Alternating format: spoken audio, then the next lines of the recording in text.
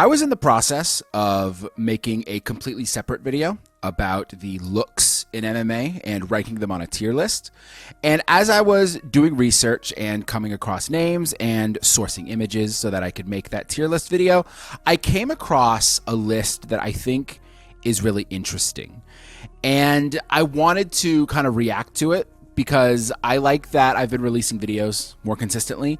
And what makes this particular list so interesting, the top 25 worst nicknames in history, is not just this idea that I kind of alluded to in my world record video, talking about a list of best nicknames in history and what I would ban. But what makes this actually really interesting, the top 25 worst nicknames in history, is that it was made in 2011. And if you've kind of paid attention to what it is that I cover in MMA, a lot of it is going to be centered around this period in time. Like 15 years ago, MMA was completely different, and the sensibilities and who was talking about it were completely different. The idea that someone made this list of the top 25 worst nicknames in MMA history from 2011, I'm just so interested in what this could possibly be. And I've seen the first 3 or so entries on this, and I don't really have any opinions on it so far, but I thought that maybe this would be interesting. And if it is interesting, you'll actually be seeing this video. And the reason why I came across this is the cover image of Lyle Beerbaum, a Strikeforce Challengers veteran. His nickname is Fancy Pants, as you can see from his fancy shorts. And that has always been a little bit controversial because MMA hates flamboyance unless it's being done by specific figures. So Lyle Beerbaum being named Fancy Pants, wearing very colorful, textured rainbow shorts. It was always controversial. I never was able to bring myself to hate the nickname Fancy Pants because it was always something that I remembered the name Lyle Beerbaum from it. And he's not like a terribly memorable fighter, but I remember his name. I remember how he looks. I remember where he's from. And to me, a good nickname is something that kind of correlates to something about you. A bad nickname is something that is just like absurd or unimaginative, or just like it kind of exists because, well, you need a nickname if you're a fighter. At the end of this list, I'm going to share what my opinion of the worst MMA nickname is.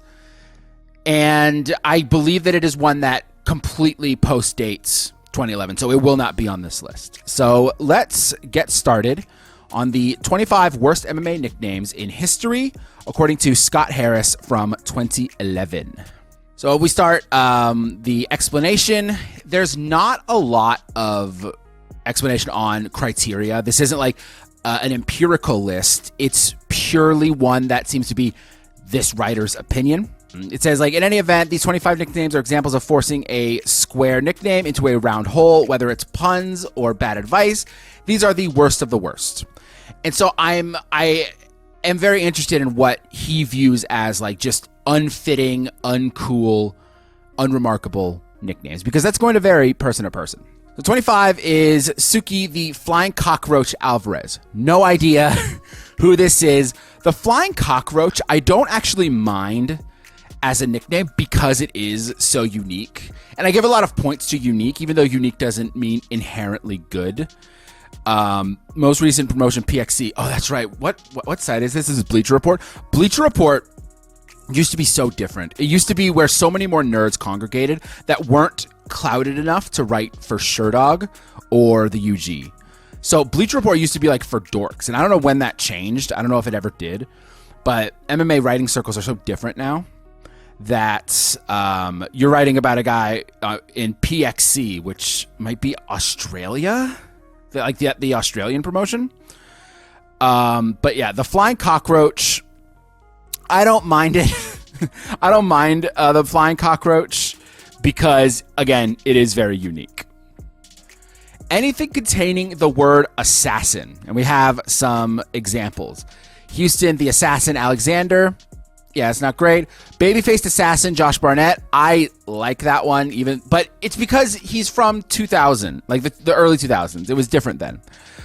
So could you, the African Assassin? That's unimaginative. The Young Assassin Melvin Gillard. That's one that only really fits in with being young, but I actually don't mind the young assassin, the Filipino assassin, Felipe Nover, who was the second coming of GSP and Anderson Silva. Those who know. But you could also add in Brandon Moreno, Assassin Baby. Assassin Baby's pretty bad. The caption says barely edging out Pitbull as the most overused nickname in MMA. Yeah, I wouldn't put Pitbull on here because there have been enough good Pitbulls. But Assassin, I don't think that there's a good one. Because when I was thinking of like ones that stood out, I was like, oh yeah, Babyface Assassin. I think that's fine. Young Assassin. I remember that Melvin Gillard had it. Assassin Baby is bad. Yeah, I agree. Assassin is bad. That, you know what? Big ups to Scott Harris. The Doberman, CB Dollaway. I think that this might just occupy the same kind of space as Pitbull, because it's just a different vicious dog, but you have like the alliteration with Doberman and Dollaway. Yeah, someone definitely like called him a pit bull or like a dog in the gym or something, and he was like, "Ooh, what can I do with that?" Yeah, no, I agree. That's fair. The Doberman's not. I don't think the Doberman's bad, but it does feel like you gave it to yourself. No, the Crippler, Chris Lieben, I think is fine. I actually think that the Crippler is very much fine for Chris Lieben.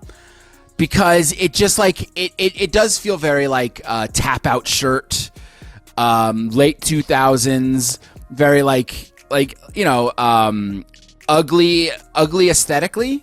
But that was Chris Lieben. He was emblematic of that post 2005, but specifically pre 2011 aesthetic that MMA kind of embodied, like affliction shirts, tap out shirts, like a lot of skulls, a lot of just ugly butt rock.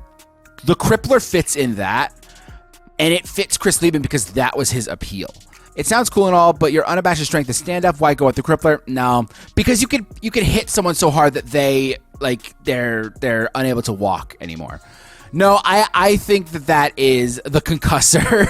I think that this is one that doesn't fit him because he's viewing it as like, oh, a limb submission guy. And no, I just think that you locked yourself into your own little world. But yeah, I think that the Crippler is good for Chris Lieben. This is on Mr. Scott Harris. Jules Cottonmouth from the South, Bruches. That's bad. I didn't know about this one, dude. Cottonmouth from the South. You may as well just call yourself Cottonmouth King, and I think he wanted to, but there was already the rap group Cottonmouth Kings. Cottonmouth from the South is tough. That's like an old like 40s boxer nickname. But it's like not good. Oh man, Jules Bruches, the Cottonmouth from the South is tough. Ooh, that's down at number 20. That's a deep pull. That's awesome. The Muscle Shark Sean. No, this is a good nickname. You're just wrong, Scott Harris. Sean the Muscle Shark Shirk. It's like signature. It's unique. No one else has a nickname like Muscle Shark. I would have Muscle Shark probably on a list of top 25 best nicknames. The New York Badass, Phil Baroni. I think it's tacky. But I think that if it was like the Chicago Badass, I would agree. But the New York Badass is very much, it fits like calling yourself like the New York something. It fits for like the, like I'm very much into the fact that I'm from New York. Phil Baroni is a tacky fighter in that it wraps around to being endearing. I like the New York Badass as a nickname for Phil Baroni and maybe only Phil Baroni. Put this one in the trying too hard file. That's fair, but that's the appeal of it. I like that it's trying too hard.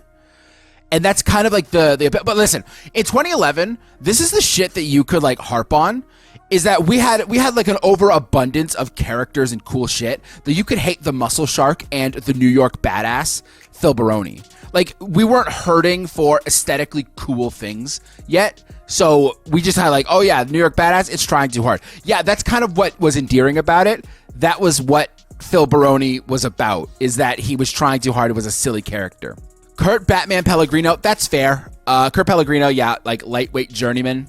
I think that him not wearing like black and yellow or having anything like related to Batman as part of him, it just comes off as like silly. But unlike Jacob Volkman, it's not like funny. Like, why was Jacob Volkman's nickname Christmas? Kurt Batman Pellegrino is like, why is this nickname Batman? I don't care. Send him to prison. Jacob Christmas. See, I said it. I said Jacob Christmas Volkman. I knew it was going to be on this list because he started to gain a little notoriety in 2011, so it was on the front of people's minds. Christmas is dead ass. It might be my #1 favorite nickname. Not from an aesthetic perspective, but just like the whole package. Because look at this fucking dude. And if you think like, oh, his fights will fit the Christmas aesthetic, it doesn't. He's like a boring nothing fighter. I don't know why I like Jacob Volkman, but I do. I love that his nickname is Christmas. I love that he had a Volkman for President shirt. Oh my God, this write-up is so much longer than I was expecting. Contrary to what you might think, Volkman isn't especially jolly or an elf or a noted gift giver or in the unusual way connected or interested in the famous holiday that shares his name. It's because he looks like Lloyd Christmas. Oh no, that makes it worse, bro. That does make it worse. Oh, that actually sucks ass. Man, I thought he just thought it was stupid. Yeah, is it confirmed that that's why he's called Christmas? Because that is going to ruin my fucking day. Genuinely, that would piss me off, dude. That sucks.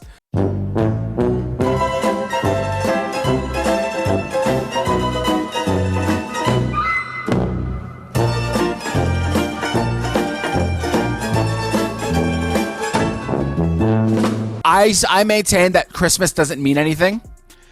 And so I am going to stick with Christmas meaning nothing. Thank you, Scott Harris. I don't appreciate you ruining my day.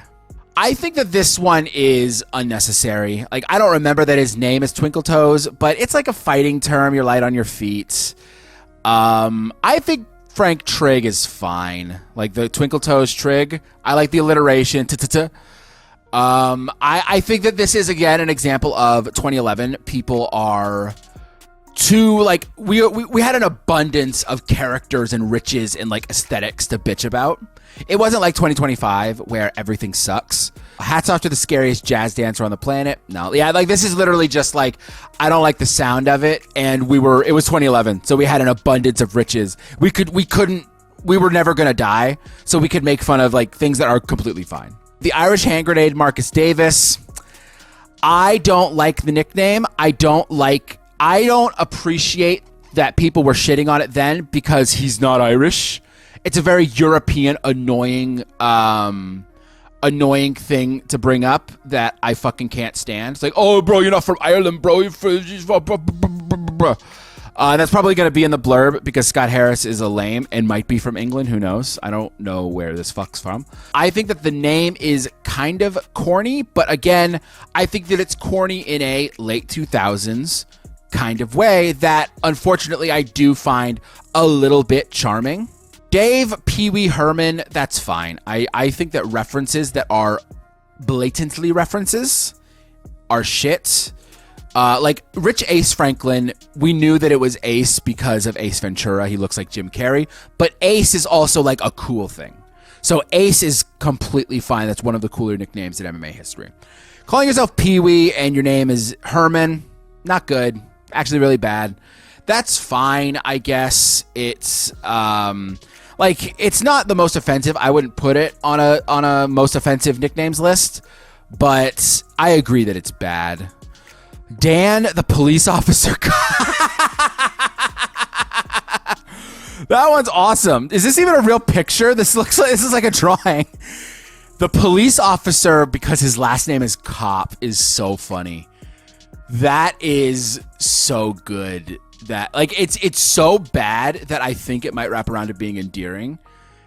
But it is bad because the police officer is not like a cool name. If it was just like Dan Officer Cop or something like that, like that's better because it's a little bit more like quippy. But the police officer Cop, no, that's fair. I think it's fair to be on a worse list because this one is kind of like corny and shitty. I bet he's not even a real police officer. We don't know about him not being a real police officer, Scott Harris, you fucking dick. You don't know about that, but you know about Pee Wee Herman, you simple bastard. Ron H2O Waterman, no, that one's tight. And I get it. It's like, oh, you don't like that the name is referencing like the name, like the nickname is referencing the name. H2O Waterman, I think is fine. There's nothing wrong with Ron H2O Waterman. No, that's fine. Rick, just the trick, Andrews. That's a good one. That's really bad. Just the trick, Andrews is really bad. It's not even like cool in a late 2000s way, like Irish hand grenade. It's not like pithy, like H2O. It's bad. I didn't know some of these, but yeah, that one's really bad. Sorry. What's the name? Rick. Why couldn't it just be the trick? Rick the trick. Logan the pig.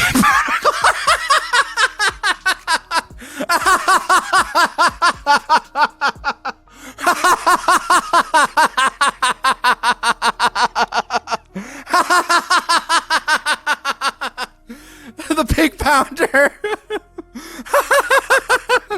I wonder if it's literally just straight up the Pink Pounder, or if it was meant to be a play on the Pink Panther. Like, is it meant to be like, I am pounding pink, like I fuck chicks, like your nickname's Ladies Man or something? Or is it meant to be like, I'm the Pink Panther but of combat? We'll never know, because Logan Clark unfortunately did get shot 700 times in the chest.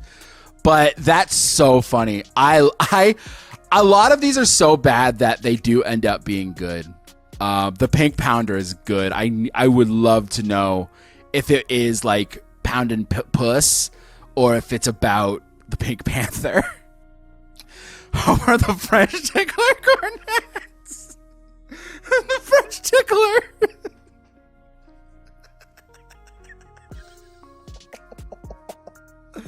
Okay. No, the bottom part of this list was hit and miss, but a lot of these do deserve to be on here. Like it should have been a top 10 list of nicknames that are so bad they're good. Because I would agree, if you put H2O on a so bad it's good list, the French tickler is bad, dude. Oh my god, that is tough. Good lord. Kenny, Kenflo, Florian. No, I think that is actually, I think Kenflo is pretty good. I get why you would have it on a worse list. I can't hate anybody who doesn't like it, but it invokes Kenpo, like Kenpo karate. It feels like you're in like a flow state, which Kenny Florian very much did feel like a smooth, like technician type of guy. No, I like Kenflo. I think Kenflo is actually really good. It's underrated good, in my opinion. Gagar, the Dreamcatcher Musashi? No, just wrong. Like, just objectively wrong. We could just move on. Elvis, the King of Rock and Rumble, Sinisic. The King of Rock and Rumble. No, I think this one actually is fine because his name is Elvis. I think the King of Rock and Rumble, the more I say it, the more I think about it, it is bad, but I think it's bad, but it's ambitious, and I want to give it so many more points for that. It's like an ambitious kind of bad, if that makes sense, because like obviously it does hit that line of like one of the options for the Pink Pounder. Is it meant to be evoking the Pink Panther but twisted to be of combat? So the King of Rock and Rumble, obviously Elvis, the King of Rock and Roll, King of Rock and Rumble. But I appreciate the attempt. Like I do appreciate like the goal of Elvis Sinisic, the King of Rock and Rumble. I think it's fine. It's bad, but I think that it is so ambitious that it does wrap around to being enjoyable. Nickname, like the King, Rock and Roll, Hound Dog, Jailhouse Rocker. Rock and Roll, the King. I think the King would have made it on this list the same way like Kenflo made it on this list, the same way like H2O or Pee Wee made it on this list. The King would have made it on this list because you get it, his name's Elvis. You get it. It just isn't like as cringe, but that's why the King of Rock and Rumble is so like distinct. This is like if Kenflo was bad. So I accept that. I accept J-Lo for Joe Lozon. It's spelled like his last name. I accept that it is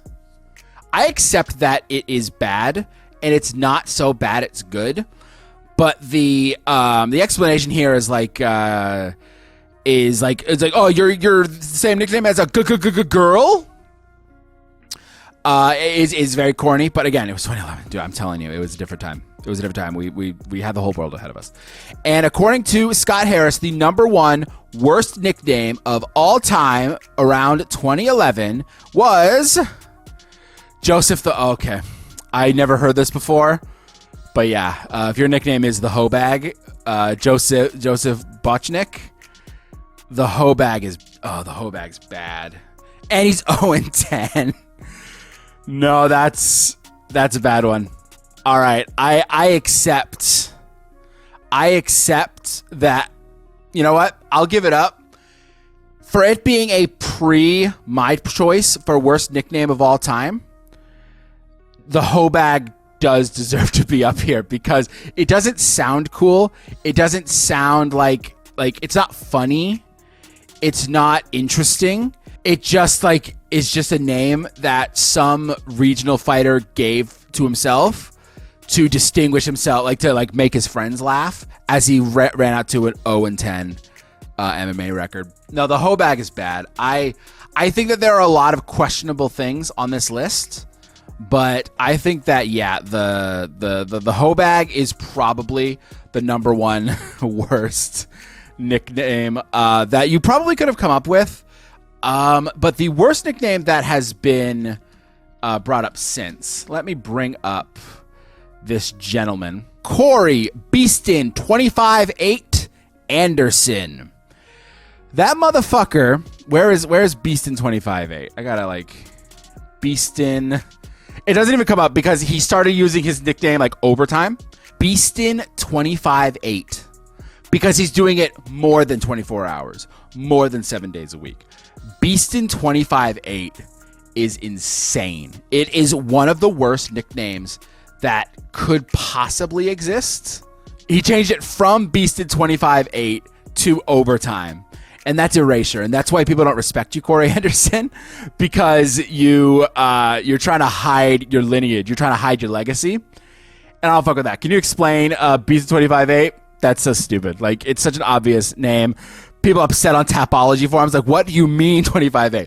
Beeston 25-8 is so bad that it does wrap around to being the best nickname. I do think it is the best nickname of all time because it is so comically bad that I just remember. I didn't even remember that he changed it to overtime. I thought he changed it from overtime to Beeston 25-8, which admittedly is fucking funnier. But yeah, to me, Beeston 25-8 is everything perfect about bad MMA nicknames. And it's something that you would think came up in 2005, but no, it was 2014, 2015. And it's that we used to the MMA was holding on with a vice grip so badly for years. Please no, don't leave. I promise. It's still a cool sport. And eventually it just had to get ripped away by white slavers. If there's anything else that you want me to do, if you want me to react to a list and stuff like this, hey, let me know, man. Because I think that this is interesting because it was from 2011, and I wanted to see how poorly aged it was because we are so much more starved for content than we were back then. So you get making fun of oh, I don't like Twinkle Toes. It's you'd kill for a Twinkle Toes now, dude. You would end your life for a Twinkle Toes now. Scott Harris, wherever the fuck you're from. Stay tuned because we have some more stuff coming up.